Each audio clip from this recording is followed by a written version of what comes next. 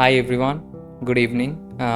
It's around evening in India, so we are recording this in a after a very saddening news, very shocking event. So today is a tribute video to Daniel Naroditsky, who recently passed away. As the whole chess world is in a shock, and literally everyone out there, from the world's top level to the very ground level, everyone out there uh, reached out to their family, and we also are reaching out to all the fans of Daniel Naroditsky, not only fans, his students, friends, and family. We give our utmost condolences to everyone out there. So just to tell you all about Naroditsky. So Naroditsky was one of the modern, when we talk about modern streamers out there who are walking day in day out for the benefit of chess. There's one name, of course, included Daniel Naroditsky, popularly known as Danya. He was not only a streamer, he was an author, a published author. In fact, one of the most youngest published author in US. He wrote a book at the age of 10. So he was an author, a streamer. He was also a columnist. So he used to write some articles around 2000 till 2020, I believe, before Corona time. He wrote some article, and of course he's also very popular streamer, commentator. He used to commentate on very big tournaments. So, just to tell you all about him, he was born in San Mateo, California in 1995. He also became a grandmaster at a very young age, at I believe 18 years of age, and of course he was a respected player throughout. He recently in 2024 around May, I believe. I don't remember the exact date, but he touched his peak in Blizz rating of 27. I don't remember the exact thing, but 2732 peak, I believe.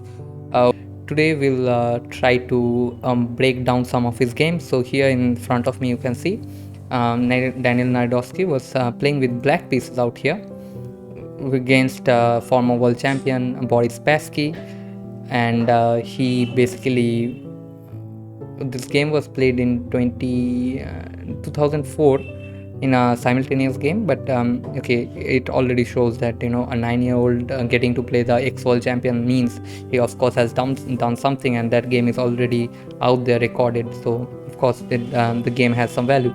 So we'll just see. Of course, he lost this game, but we'll see how he progressed from from playing a simul with the ex-world champion to beating Caruana, the 2018 World Championship challenger. So we'll just look into his games, and here we go. We are starting, guys. So e4, c5, the game went.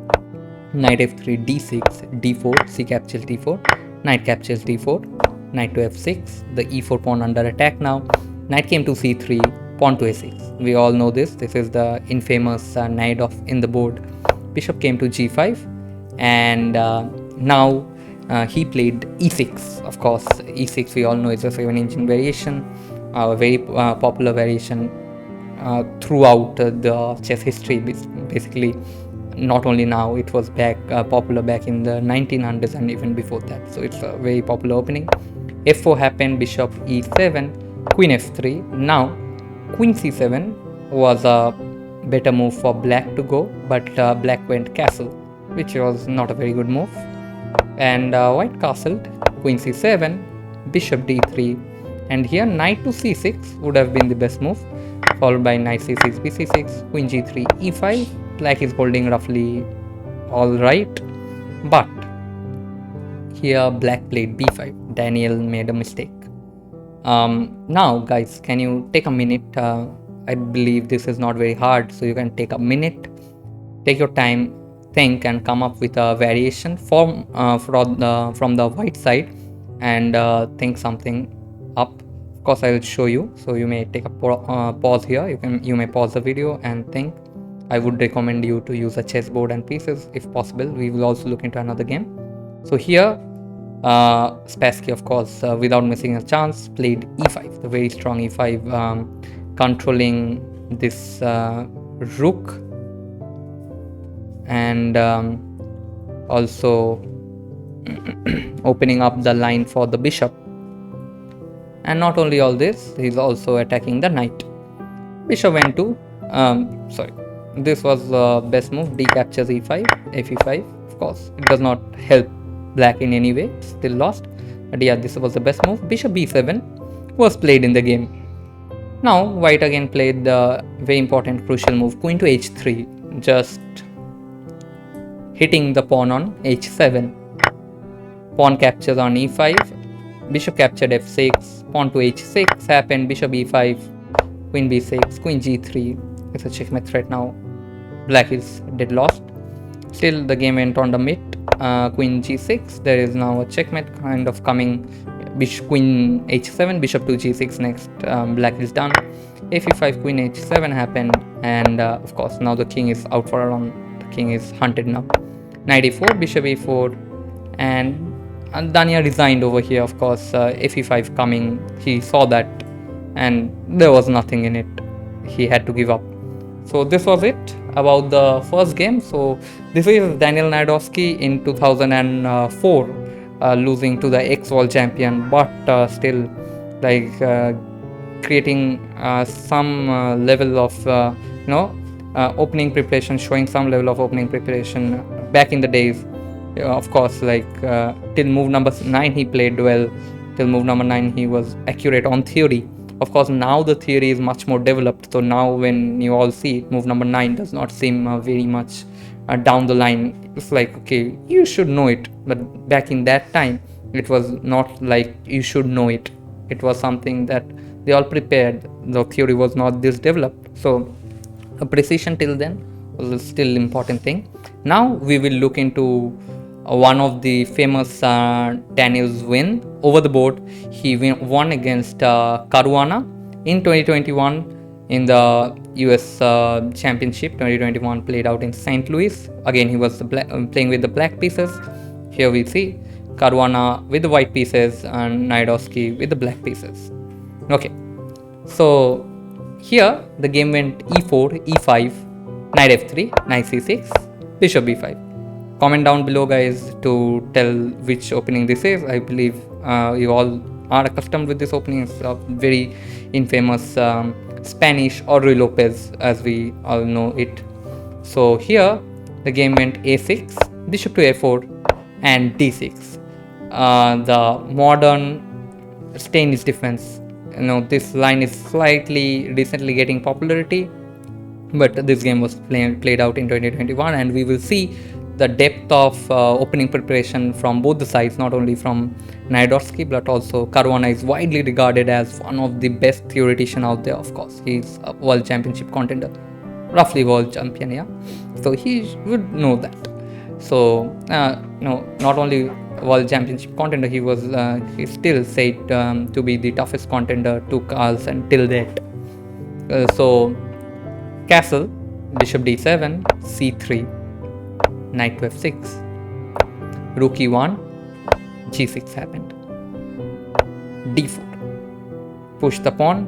Now the position is like, okay, the center, white already challenged it. Black is slowly getting out with his pieces. Bishop g7, knight bd2. So here when I was analyzing this game, I found 114 games today. That is, today is 23rd of October 2025, and today at this present point I found 118 games in the live database at this juncture, and only 17 when the way Danya continued with this variation. Also the moves that modern engines suggest: e captures d4, c captures d4, castled, h3, and here black went knight b4. Black wants to accelerate the development with the bishop exchange. Black wants bishop captures d7, queen captures d7 to happen in place. e5 could have been played, but and also was the best move as the engines are suggesting. I believe Danya had this in his books, in his preparation. The game would have went bishop a4, queen a4, knight to fd5, knight e4. And of course, we wouldn't know how exactly Danya had it in his prep. And here, we only found one game. I only found one game against played out with like Jordan Van Foreest in the white side and Samu Wave in the black side. Jordan Van Foreest won this game with white. That game went knight d3 for black here. Although engines, at least my engine, my not so high-end engine on a not so high-end laptop suggests d captures e5 here. But okay, here bishop captures d7 was played out in the game. Queen captures d7, queen to b3, stopping knight d3, a very important move to stop. Pawn went to a5, pawn to a3, knight to c6, knight to n to f1, and a4. So you see how Danya very strategically from move number 11, and this is move number 15, just in a few moves time, 4 moves I believe, he changed way black's position was. Now black is in complete control on the queen side. He has developed his pieces. He is of course slightly ahead in development. The bishop on g7 beautifully targets the pawn on d4, and queen d3 was met with knight to a5, knight b3 coming in next, bishop g5, knight to b3 attacks the rook on a1, rook a d1. Now my engines again is suggesting a very interesting way, d5, e5, knight e4. I don't know, might be good, but I like how this game went with h6. I don't mind this being played at all. Bishop captures f6, knight captures bishop captures f6. Now knight went 1 to d2. Here slightly better was the move knight captures d2 than what was played in the game. Knight d2, rook f8 was slightly better with ideas like rook a5. The rook can shift to the king side. Might be ever so slightly better than the choice in the game. The game went knight to a5. Now you can take a minute or take a pause to think a move from the white side. I'll rotate the board for you, so you may take a pause here and think from the white side. Here Caruana went an extremely typical yet a very interesting, not extremely typical, extremely interesting yet a typical idea. Knight to b1. The knight is targeting knight to c3, knight to d5 in next few moves, and this maneuver is very typical one. Like we see this in odd maneuvers, like we have at some point all probably seen it on some games, on some very big games. Big names have played this kind of idea. Now take a minute out, think how Danya continued here. Of course, the move he played is the best move suggested by the engine, and not only the best engine move but also the most practical move, taking full control over the board here. The only one move can take the full control over the board, can take command from black side, and black played that move. Black played b5 here. So this is a very important move. With b5, black is taking full dominance over the queen side where he has dominance already. He is already taking control of these two squares b3, c4 for his knight to go into. Not only that, c5 is a move that's coming in future, and this is an extremely strong move to take the control, to take dominance of the queen side. Queen to c2, bishop game to g7, knight to c3, pawn to c6 happened. e5. Of course, white needs to do something. White can't sit idle there and check the full thing. White needs to do something. Knight to e4, capturing the knight on d6, also on c5. These are the ideas. Now rook f to e8, knight to e4, knight to c4. He captures d6. Here, engines are suggesting a very interesting thing. Can you take a minute and see what the engines are suggesting? You may pause the video now again. Here, the interesting move the engines are suggesting is rook a to c8. The point is hard to explain, but yeah, I'll try my level best to explain it. It is controlling the pawn on c6. It is giving support to the pawn on c6. King h1, just a move to just explain you. Not the best move, of course. Just a null move would not have been possible, so I just made king to h1. Knight captures d6, knight to e5, queen f5, and now there's no knight c6 coming on the board, which actually was a possible move in the game. So the game went knight to d6, normal way.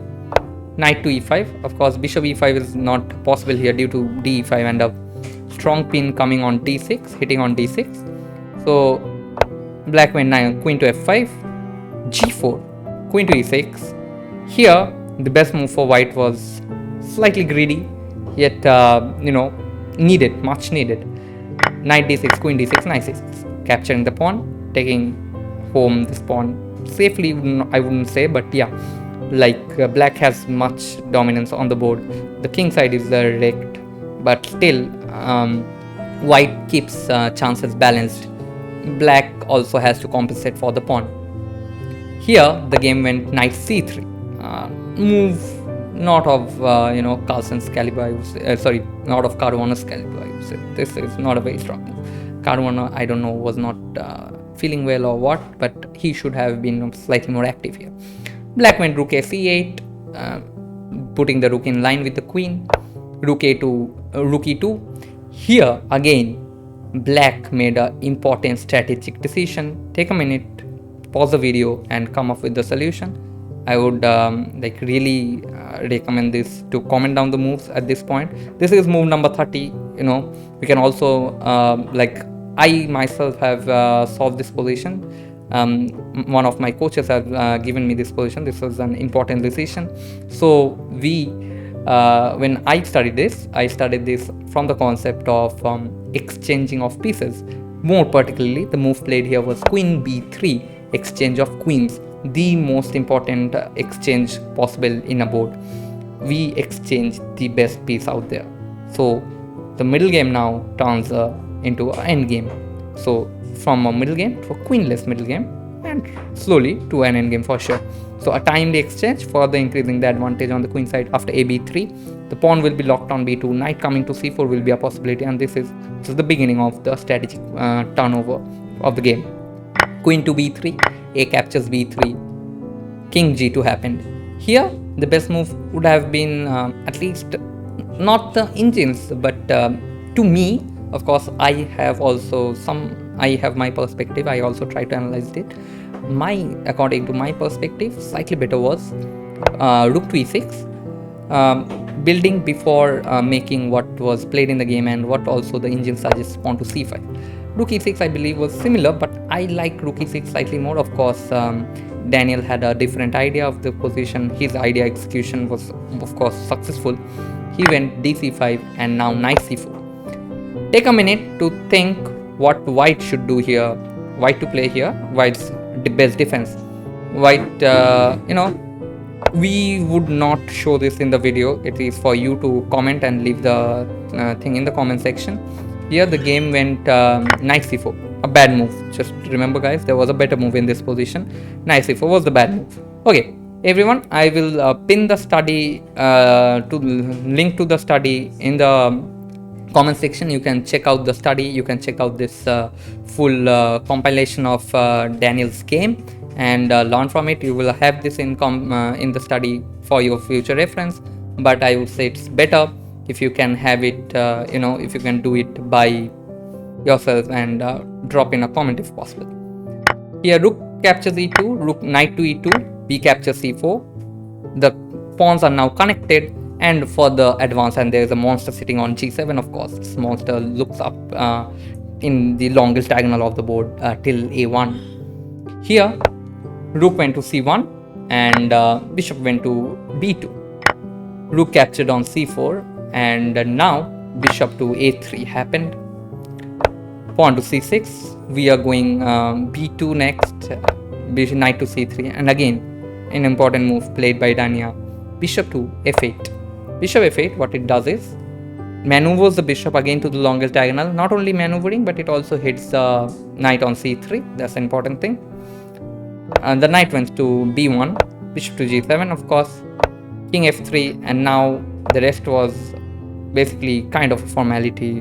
the game is already decided here. It shows more than 3.5 of advantage, around 4 advantage. Of course, this is very easy for any level of player to win out here.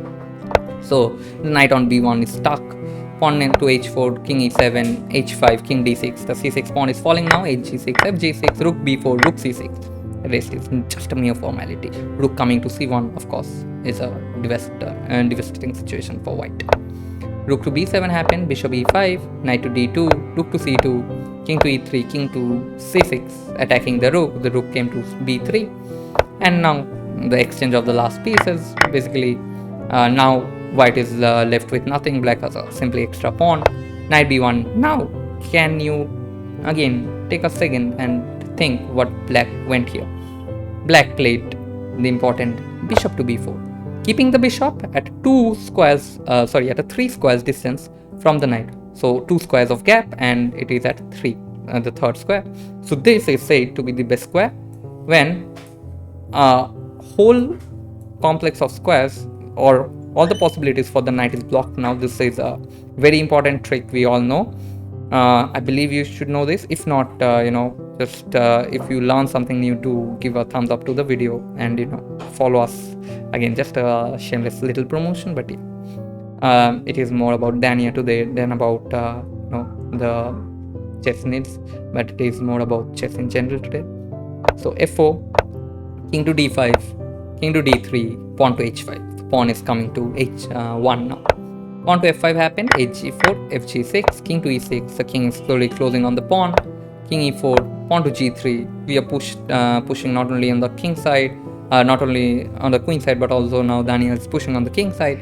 King f3 and bishop d6. Now the bishop is protecting this pawn. This knight cannot leave the defense of this outside of these 3 squares. The b pawn is already too advanced. The king needs only 2 squares to capture the pawn on g6. Position is roughly gone, and rightly so, Caruana designed over here.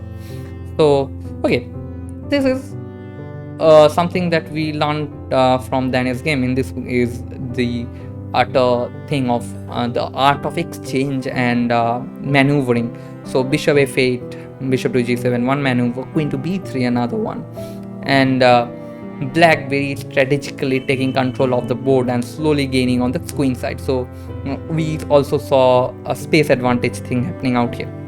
So okay, this was like not only a video on Daniel's game, but also like we want to pay respect to Danya for promoting chess in general. So he wasn't just a grandmaster, he was like a philosopher of chess.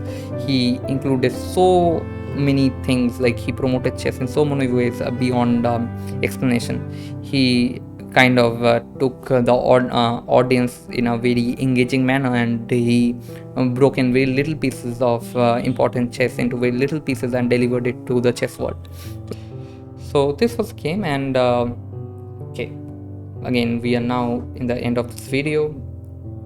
Daniel Naroditsky wasn't just a grandmaster, he was a philosopher of chess. He made this position, this fairly complex position look so simple. He exchanged the queens with queen b3, and he broken down the position on the board himself very simply.